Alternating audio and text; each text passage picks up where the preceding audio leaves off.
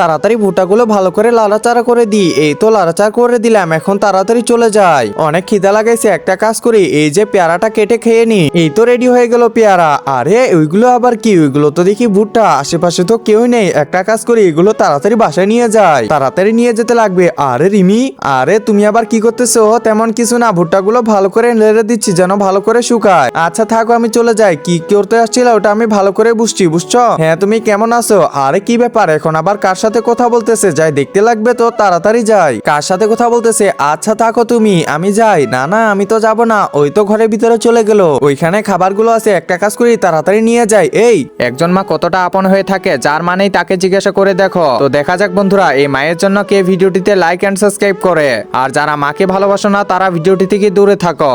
ওরে বাবা, ওইগুলো রাখো আর এখান থেকে যাও। ওহন তেমন কিছু না, এমনি চেক করতেছিলাম। যাও যাও যাও, বাসা চলে যাও। আসছিল চুরি করতে, এই মহিলাটাকে যে কি বলবো না। আর কি ব্যাপার, আমার পেয়ারাগুলো আবার কই নিয়ে গেল? আমাকে আসছিল চুরি করতে থামাতে, সবগুলোই নিয়ে আসছি।